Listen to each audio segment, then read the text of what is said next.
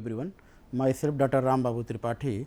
I am working as Associate Professor in Ramins Institute of Vocational and Technical Education, Greater Noida. Today we will discuss about the pyridines and acridines. These pyridine and acridine is mentioned in your unit 4th and the subject code is the BP 401. And these pyridines and acridines is the part of the heterocyclic compounds, यानी जो आप heterocyclic compound अपने organic chemistry में अभी तक पढ़ते आ जा रहे हैं। यूनिट 3 में आपने पढ़ा था पायरोल, फ्यूरॉन, थायोफिन। इसके बाद आपने यूनिट 5 में जो लेक्चर नंबर 25 में आपने पढ़ा था पैराजोल और इमिडाजोल। फिर आपने लेक्चर नंबर 26 में आपने पढ़ा था ऑक्साजोल एंड थायाजोल।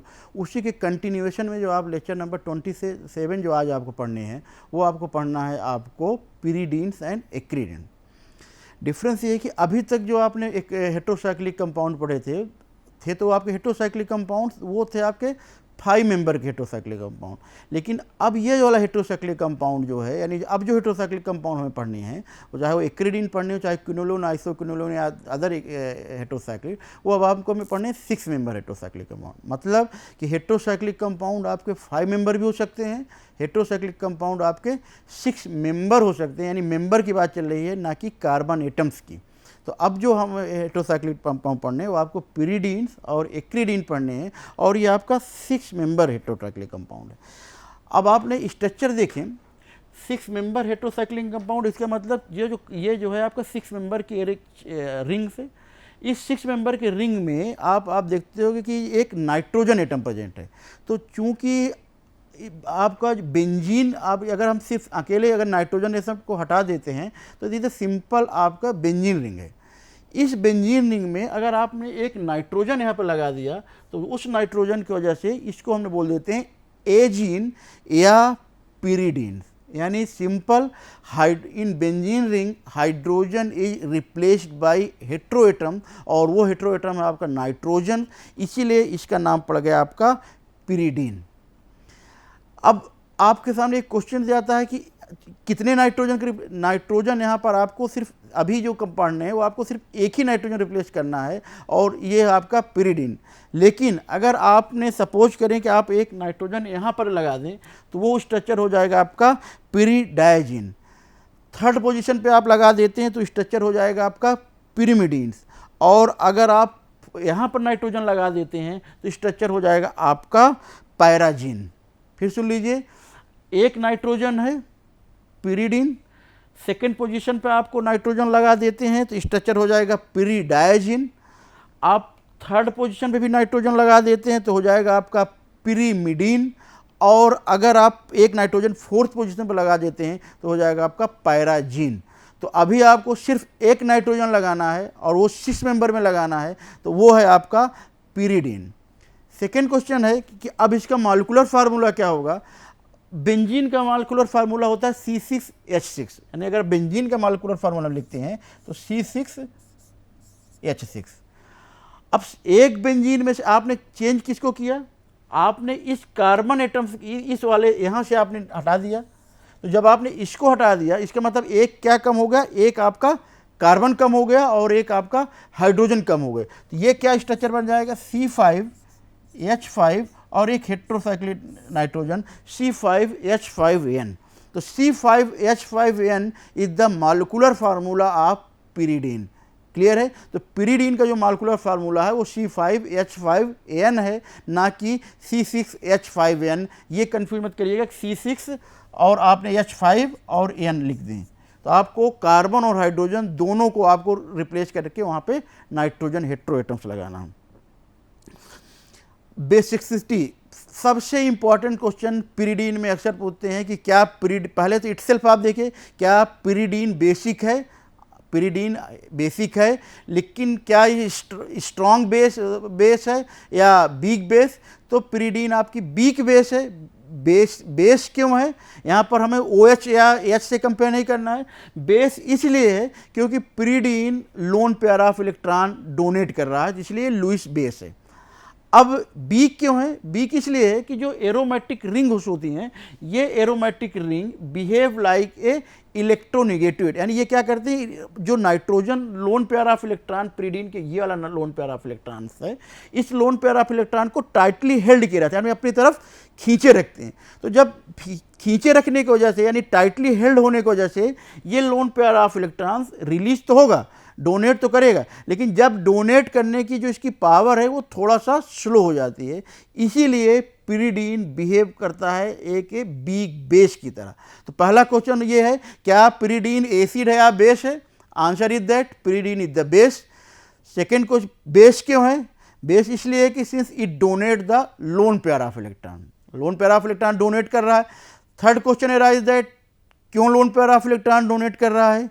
तो डोनेट इसलिए कर रहा है कि ये पिरिडीन का lone pair of electron benzene ring के अंदर डीलोकलाइज्ड नहीं है, मतलब कि ये लोन पेयर ऑफ इलेक्ट्रॉन इसके अंदर प्रेजेंट नहीं है, ये रिंग से बाहर प्रेजेंट है, इसीलिए ये डोनेट कर दे रहा है।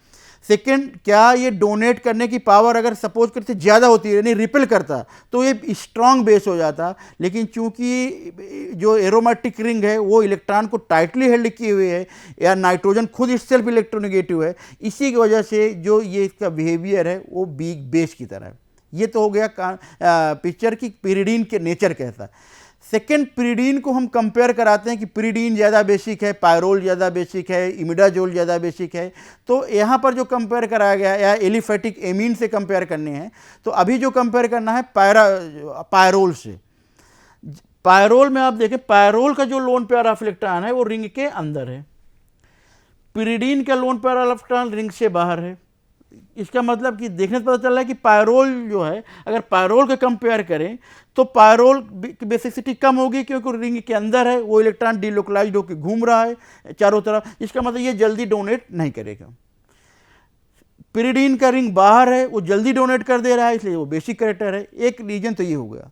सेकेंड रीजन क्या है? सेकेंड रीजन, जब ये pyridine lone pair of electron donate करेगा, इसका मतलब कुछ ना कुछ लेगा तभी देगा, तो जब इसके पास एच तो बन जाता है पिरिडीनियम।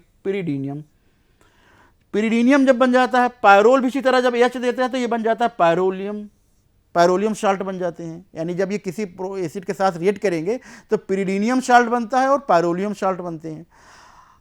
कभी भी कोई भी कंपाउंड ये नहीं चाहेगा कि उसकी एरोमेटिसिटी खत्म हो जाए या एरोमेटिसिटी लॉस हो जाए। जब आप पिरिडीनियम साल्ट बनता है, उस कंडीशन में पिरिडीन की एरोमेटिसिटी मेंटेन रहती है। आप क्यों मेंटेन रहती है? क्योंकि पिरिडीन के अंदर जो 6 इलेक्ट्रॉन्स हैं, वो 6 इलेक्ट्रॉन्स मेंटेन्स हैं, 6 पाई इलेक्ट्रॉन, और 6 पाई इलेक्ट्रॉन मेंटेन होने की वजह से ये हाकेल्स रूल फॉलो कर रहा है। लेकिन पायरोल के केस में जैसे ही ये नाइट्रोजन के ऊपर पॉजिटिव चार्ज आ जाता है, यानी ये लोन पेयर ऑफ इलेक्ट्रॉन बाहर चला गया, तो जब lone pair of electron ring से बाहर चला गया, तब इस रिंग के अंदर केवल 4 इलेक्ट्रॉन रह गए।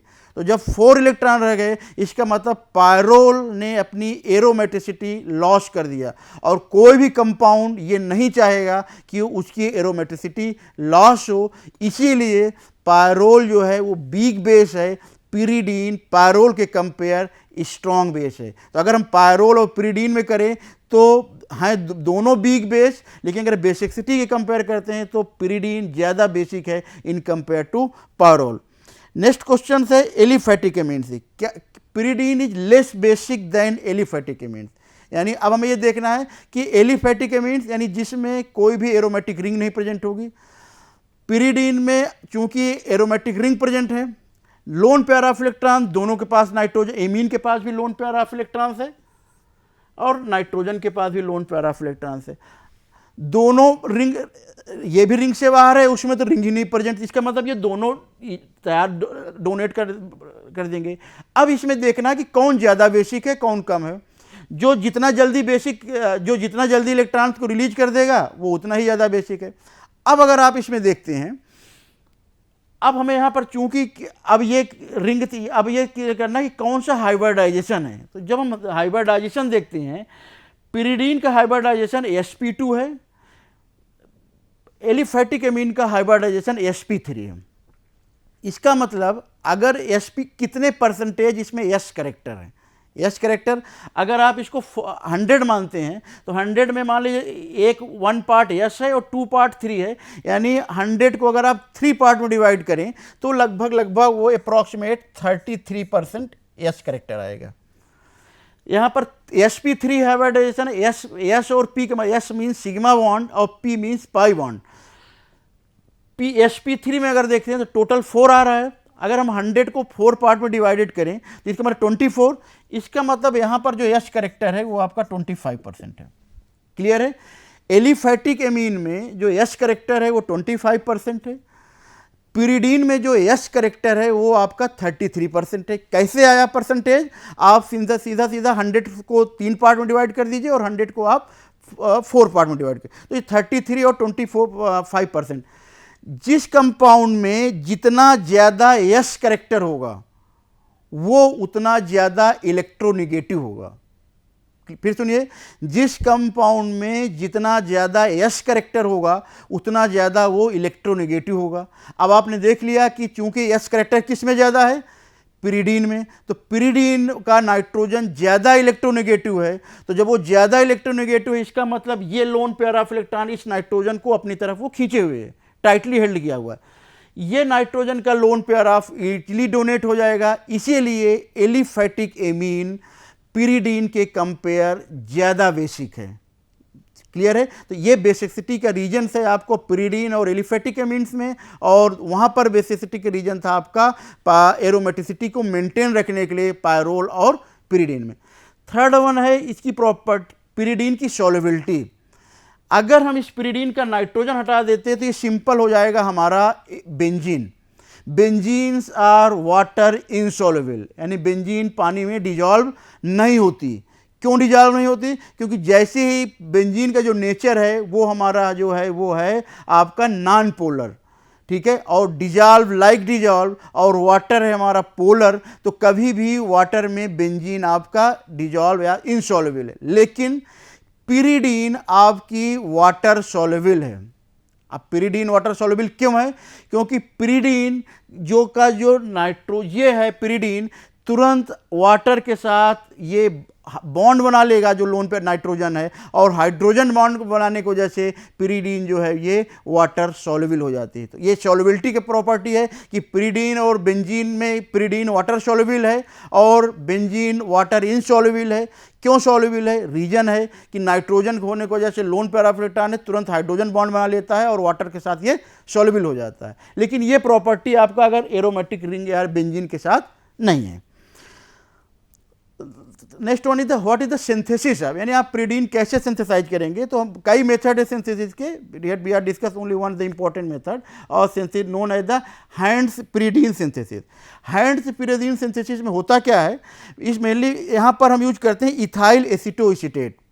इथाइल एसीटोएसीटेट के 2 मॉलिक्यूल होंगे, इसी इथाइल एसीटोएसीटेट को हम बीटा कीटो ईस्टर भी बोलते हैं। इसके 2 मॉलिक्यूल्स रिएक्ट करेगा हमारा अमोनिया के साथ और एल्डिहाइड या फार्मेल्डिहाइड के साथ। यहाँ पर फार्मेल्डिहाइड है, ये SCH, ये जो कंपाउंड है SCHO, ये SCHO यहाँ पे कार्बन एटम प्रेजेंट है, इसको आप वाटर से कंफ्यूज मत होइएगा, ठीक है। ये वाटर नहीं है, ये एल्डिहाइड है या फार्मेल्डिहाइड है, तो यहाँ पर ये कार्बन एटम प्रेजेंट है और एक आपका अमोनिया है। फर्स्ट यहाँ पर 2 रिएक्शन होगी। जब आप इसके मैकेनिज्म देखते हैं तो इसमें दो प्रोसेस होगा। पहला जो प्रोसेस होता है इस मैकेनिज्म में वो होता है आपका Knoevenagel condensation. Knoevenagel condensation में होता क्या है? बीटा डाई कार्बोनिल कंपाउंड को हम इथाइल एसीटोएसीटेट भी बोलते हैं। इथाइल एसीटोएसीटेट या बीटा कार्बोनिल कंपाउंड पहला रिएक्ट करेगा आपका एल्डिहाइड और अमोनिया के साथ, उसको बोलते हैं नो एंगल कंडेंसेशन। फिर सेकेंड मैकेनिज्म में क्या होता है, उसको बोलते हैं माइकल एडिशन, जिसमें कि वो हाफ रिंग का फॉर्मेशन होता है। अगर आपको मैकेनिज्म लिखने के लिए आता है तो आप इसको 2 तरह के कर सकते हैं। फर्स्ट वन ये आप क्या होगा, नो एंगल कंडेंसेशन, और सेकेंड वन होगा आपका माइकल एडिशन। और जो आपका यहाँ पर रिएक्टेंट यूज हो रहा है वो आप हो रहा है इथाइल एसीटोएसीटेट के 2 मॉलिक्यूल्स, एक आपको एल्डिहाइड यूज करना, चाहे आप फॉर्मेल्डिहाइड यूज करना, चाहे एस्टेल्डिहाइड, और यूज करना है अमोनिया। इस तरह से आप सिंथेसिस कर सकते हैं pyridines की। नेक्स्ट वन है कौन सी रिएक्शन देगा। पहले से क्लियर है, आपने अभी तक पढ़ते चले आए कि ये इलेक्ट्रोफिलिक सब्स्टिट्यूशन देगा। इलेक्ट्रोफाइलिक सब्स्टिट्यूशन मीन्स ये इलेक्ट्रोफाइल से एक्ट करेगा, ठीक है। अब इलेक्ट्रोफिलिक सब्स्टिट्यूशन कहाँ पर देगा ये आपको यहाँ पर डिस्कस करना है। आप नाइट्रोजन से अगर आप नंबरिंग करें तो first position, second position, third, fourth, fifth and six, ठीक है। जब आपका इलेक्ट्रोफाइल सेकंड पोजीशन पे ऐड करेगा तो जैसे, चूंकि इलेक्ट्रोफाइल के अंदर इलेक्ट्रॉन की डिफिशिएंसी है, पॉजिटिव चार्ज है, वो इलेक्ट्रोफाइल तुरंत सेकंड पोजीशन पे आएगा। तो जैसे सेकंड पोजीशन पे आएगा ये इलेक्ट्रोफाइल इस वाले डबल बॉन्ड को यूज कर लेगा। जब वो इस वाले डबल बॉन्ड को यूज कर लेगा तो यहाँ से डबल बॉन्ड हट जाएगा। जब डबल बॉन्ड हट जाने की वजह से क्या होगा, ये डबल बॉन्ड इधर शिफ्ट करेगा नाइट्रोजन की तरफ। जब वो नाइट्रोजन की तरफ शिफ्टिंग होने की वजह से नाइट्रोजन पर यहाँ पर प्लस चार्ज आ जाएगा। सेकेंड, ये अभी एक रेजोनेटिंग स्ट्रक्चर है। सेकेंड स्ट्रक्चर क्या होगा, चूंकि ये डबल बॉन्ड इधर शिफ्ट हुआ है तो ये वाला डबल बॉन्ड भी कहाँ शिफ्ट होगा, इधर शिफ्ट होगा। तो जब ये वाला डबल बॉन्ड इधर शिफ्ट होगा तो आपका यहाँ पर पॉजिटिव चार्ज आ जाएगा। तो जब यहाँ पर पॉजिटिव चार्ज आएगा तब ये डबल बॉन्ड भी मूव, इस तरह करके इसके साथ 3 रेजोनेटिंग स्ट्रक्चर बनेंगे। सेकेंड वाले को भी सेम कंडीशन है, जब वो थर्ड पोजीशन पे ऐड करेगा तो थर्ड वाला डबल बॉन्ड जाएगा। जब थर्ड वाला डबल बॉन्ड जाएगा तब वो दूसरा डबल बॉन्ड मूव करेगा जिधर इलेक्ट्रॉन की डिफिशिएंसी होगी। तो इस तरह करके इसके भी 3 रेजोनेटिंग स्ट्रक्चर है। फोर्थ वाले पे ऐड कर रहा है तो तीसरे के पास भी रेजोनेटिंग स्ट्रक्चर है। अब तीनों जगह पर आप देख रहे हैं तो तीनों जगह पर 3 इसके रेजोनेटिंग स्ट्रक्चर्स बन रहे हैं। अब आपको डिसाइड करना कि कहाँ पर ज़्यादा इलेक्ट्रोफिलिक सब्स्टिट्यूशन रिएक्शन फेवरेबल होगा। आप देखें जब C3 पोजीशन जो है उस पोजीशन पे जो है सबसे ज़्यादा इलेक्ट्रोफिलिक सब्स्टिट्यूशन होंगे। यानी अगर हम इसका नाइट्रेशन, सल्फोनेशन या हाइलोजिनेशन रिएक्शन कराते हैं तो नाइट्रेशन, हाइलोजिनेशन और सल्फोनेशन जो होगा वो आपके थर्ड पोजीशन पे होगा। क्यों होगा, आप देखें जब सेकंड पोजीशन पर ऐड करता है तब इस वाले स्ट्रक्चर पर नाइट्रोजन पे पॉजिटिव चार्ज आ जाता है। जब फोर्थ वाले पे ऐड करता है तब इस वाले नाइट्रोजन पे पॉजिटिव चार्ज आ जाता है। लेकिन जब थर्ड पोजीशन पे ऐड करता है इलेक्ट्रोफाइल, किसी भी नाइट्रोजन पे पॉजिटिव चार्ज नहीं आते। यही इसका मोस्ट फेवर कंडीशन है कि क्यों कभी भी नाइट्रोजन पॉजिटिव चार्ज पे आएगा ही नहीं। क्यों, नाइट्रोजन इलेक्ट्रोनेगेटिव है। तो अगर कभी भी नाइट्रोजन पे पॉजिटिव चार्ज आता है इसका मतलब वो स्ट्रक्चर आपका अनस्टेबल है। तो इसीलिए सेकेंड और फोर्थ पे आपका इलेक्ट्रोफिलिक सब्स्टिट्यूशन ना हो करके कहाँ पर होता है आपका थर्ड पोजीशन पे। तो ये स्ट्रक्चर आपको याद करना पड़ेगा रेजोनेटिंग की कहाँ पर कौन सा सब्स्टिट्यूशन होंगे। न्यूक्लियोफिलिक सब्स्टिट्यूशन, जब आपने देखा कि थर्ड पोजीशन पे इलेक्ट्रोफिलिक सब्स्टिट्यूशन है इसका मतलब सेकेंड और फोर्थ पोजीशन पे आपका न्यूक्लियोफिलिक सब्स्टिट्यूशन होगा। और सबसे ज़्यादा न्यूक्लियोफिलिक सब्स्टिट्यूशन कहाँ पर होगा, सेकेंड पे। नाइट्रोजन के पास है, नाइट्रोजन के पास, इसके मतलब सेकेंड पोजीशन पे इलेक्ट्रॉन की क्या है, डिफिशिएंसी है। न्यूक्लियोफाइल इलेक्ट्रॉन्स लिए हुए हैं, इलेक्ट्रॉन की हमेशा उनके पास अधिकतर आती है, वो क्या करता है अपने इलेक्ट्रॉन को वहाँ पर ले आएगा जहाँ पर इलेक्ट्रॉन की डिफिशिएंसी होगी। इसका मतलब सेकेंड पोजीशन और फोर्थ पोजीशन आपका वहाँ पर न्यूक्लियोफिलिक सब्स्टिट्यूशन होंगे, ठीक है। जब आप रिडक्शन करेंगे पिरिडीन्स को तो पिरिडीन्स रिड्यूज होकर कन्वर्ट हो जाएगी आपकी पाइप्रिडीन में। रिड्यूसिंग एजेंट आप कुछ भी यूज कर सकते हैं, यहाँ पर यूज किया गया है वो हाइड्रोजन या पैलेडियम से यूज किए गए। तो जैसे आप रिड्यूस करेंगे सारे डबल बॉन्ड हट जाएंगे और पिरिडीन से कन्वर्ट हो जाएगा पाइप्रिडीन्स में। पाइप्रिडीन्स बहुत ही इंपॉर्टेंट कंपाउंड्स है जो कि आपके ब्लैक पेपर्स में प्रेजेंट होते हैं। मेडिसिनल यूज क्या है उसके पिरिडीन्स के, इसके यूज हैं सल्फासैलाजिन्स, आइसोनियाजिड, पैरोडिस्टिगमीन, ओमेप्राजोल्स और नियासिन्स या निकोटिनामाइड्स। जब सल्फासैलाजिन जो है, सल्फासैलाजिन आपका एंटी माइक्रोबियल्स है। आइसोनियाजिड्स यूज करते हैं हम as a anti tubercular drugs में।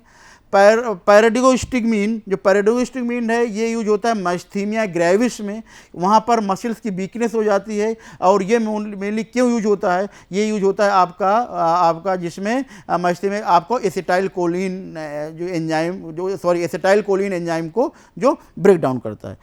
नेक्स्ट वन है आपका एक्रिडीन। एक्रिडीन मोस्टली ये भी 6 मेंबर हेट्रोसाइक्लिक कंपाउंड से डिराइव्ड फ्रॉम एंथ्रासीन, और यहाँ पर 3 6 मेंबर के रिंग्स है, इसीलिए इसका मॉलिक्यूलर फार्मूला है C13H9 और N। ये भी आपका एरोमेटिक कंपाउंड है, 3 रिंग प्रेजेंट हैं। तो अब आपको यहाँ पर आपको 3 करना है, तो जो यहाँ पर डबल बॉन्ड आएगा वो आपका आएगा 8। आप अगर काउंट 2 2 6 8 10 12 और 14, यानी जब आप इसके ऊपर डबल बॉन्ड करते हैं 4n+2, तो यानी इसकी जगह पे आप क्या करेंगे 3 + 2 12 + 2 = 14 इलेक्ट्रॉन। इसके पास भी 14 इलेक्ट्रॉन्स हैं। ये भी आपका एक्रिडीन भी आपका एरोमेटिक्स है। एक्रिडीन फ्लोरोसेंस क्रिएट करता है, प्रॉपर्टी मोस्टली सिमिलर है किसकी जैसा, आपका पिरिडीन की जैसे। क्यों पिरिडीन की जैसा है? अल्टीमेटली आपका यहाँ पर भी पिरिडीन ही प्रेजेंट है, और चूंकि सेकंड पोजीशन नाइट्रोजन है तो ये इसकी प्रॉपर्टी मोस्टली मैच करेगी क्विनोलिन की तरह। यानी अभी जब आप क्विनोलिन्स पढ़ेंगे तो वहाँ पर की उसकी प्रॉपर्टी और एक्रिडीन की प्रॉपर्टी मोस्टली जो है वो सेम है। सिंथेसिस जो मोस्टली यूज होता है अल्माइनन सिंथेसिस है। इस मेथड से हम यूज करते हैं जिसमें एंथ्रानाइलिक एसिड यूज होता है, और एंथ्रानाइलिक एसिड से हम बनाते हैं आपका acridines. Reaction same condition, electrophilic substitution रहेगा। इलेक्ट्रोफिलिक सब्स्टिट्यूशन कहाँ पर देगा? जहाँ पर इलेक्ट्रॉन की डिफिशिएंसी रहेगी, और जो इलेक्ट्रॉन की डिफिशिएंसी आती है इसमें वो 2nd एंड 7th पोजीशन पे आती है। ऑक्सीडेशन अगर हम इसका करते हैं एक्रिडीन का, ऑक्सीडाइजिंग एजेंट यहाँ पर यूज हो रहा है KMnO4, कन्वर्ट हो जाता है क्विनोलिन 2,3 डाई कार्बोक्सिलिक एसिड में। यानी अल्टीमेटली अगर आपको क्विनोलिन की सिंथेसिस पढ़नी है, क्विनोलिन की, तो quinoline synthesize by the oxidation of acridine. तो जब आप क्विनोलिन की सिंथेसिस पढ़ेंगे तो वहाँ पर इस रिएक्शन की यूज करना है एक्रिडीन का ऑक्सीडेशन। जब आप रिडक्शन करेंगे, रिडक्शन मतलब कि आप डबल बॉन्ड को हटाना है, तो वहाँ पर ऑक्टा हाइड्रो एक्रिडीन बन जाता है, या तो 9,10 डाई हाइड्रो एक्रिडीन बनते हैं। मेडिसिनल यूज क्या है एक्रिडीन्स का? बहुत इंपॉर्टेंट है एक्रिडीन का। एक तो सबसे बेसिक इंपॉर्टेंट जो मोस्ट इंपॉर्टेंट ड्रग्स है वो आपका एमस्केरिन। एमस्केरिन जो है ये मेनली डीएनए पे इंटरेक्ट करती है, और डीएनए पे इंटरेक्ट करने की वजह से ये एक एंजाइम्स होता है टोपो आइसोमरेज सेकेंड। ये टोपो आइसोमरेज सेकेंड एंजाइम को इनहिबिट कर देता है। इसकी वजह होता क्या है? इस एंजाइम के इनहिबिट होने की वजह जो डीएनए का जो स्ट्रैंड बनते हैं, डबल स्ट्रैंड, वो डीएनए स्ट्रैंड ब्रेक डाउन हो जाते हैं। क्यों? टोपो आइसोमरेज एंजाइम 2 डीएनए स्ट्रैंड को, ये 2 डीएनए है, इस डीएनए को आपस में ज्वाइंट करते हैं। तो इसको ज्वाइनिंग में जो हेल्प करता है उस एंजाइम का नाम है टोपो आइसोमरेज। अगर आप इस टोपो आइसोमरेज को ब्लॉक कर देंगे तो डीएनए ब्रेक डाउन हो जाएगा, और अल्टीमेटली डीएनए की सिंथेसिस रुक जाएगी। ये मेनली यूज होता है एंटी नियोप्लास्टिक, यानी जो एंटी कैंसर ड्रग्स है वहाँ पर ये यूज होते हैं। टाइक्रीन आप स्ट्रक्चर देख रहे हो, सेम स्ट्रक्चर है टाइक्रीन में और आप एक्रिडीन में। फ़र्क कहाँ पर है? टाइक्रीन में आपने यहाँ पर केवल एक NH2 लग गया, और इस रिंग को हमने अनसैचुरेटेड की जगह पे हमने इसको सैचुरेटेड कर दिया है। फिर सुनिए, एक्रिडीन में यहाँ पर भी डबल बॉन्ड प्रेजेंट था, टाइक्रीन में ये डबल बॉन्ड आपने हटा दिया, और इसकी वजह से ये क्या हो गई? रिंग सैचुरेटेड हो गई, और यहाँ पर आपने NH2 लगा दिया। टाइक्रीन जो यूज है, टाइक्रीन कोलिनेस्टरेज इनहिबिटर्स है। एक्चुअली होता क्या है, जो हमारा एसिटाइल कोलिन जो रिलीज होता है, उस एसिटाइल कोलिन पे एक एंजाइम्स आता है कोलिनेस्टरेज, और वो एसिटाइल कोलिन को ब्रेक करता है, और उस ब्रेकिंग वाले एंजाइम का नाम है कोलिनेस्टरेज। तो कभी कभी होता क्या है कि जितना हमें रिक्वायरमेंट होती है एसिटाइल कोलिन की, वो रिक्वायरमेंट बॉडी को नहीं मिल पाती। क्यों नहीं मिल पाती? क्योंकि कोलिनेस्टरेज एंजाइम उसको ब्रेक डाउन कर दे रहा है। अगर अब आपको ये प्रिवेंट करना है कि आपके बॉडी को एसिटाइल कोलिन कंटिन्यूस मिलता रहे, तो आपका एम क्या होना चाहिए? 2 एम है, या तो आप एसिटाइल कोलिन के सिक्रेशन को बढ़ा दें, या तो आप जो एसिटाइल कोलिन बॉडी में ब्रेक डाउन हो रहा था उस ब्रेक डाउन को आप ब्लॉक करें। तो जब आप एसिटाइल कोलिन के ब्रेक डाउन को ब्लॉक करते हैं, तो ब्लॉक करने के लिए आपको क्या करना पड़ेगा? उसके ब्रेक डाउन को, जो एंजाइम रिस्पॉन्सिबल है एंजाइम रिस्पॉन्सिबल है कोलिनेस्टरेज, उस कोलिनेस्टरेज एंजाइम को ब्लॉक करने दें।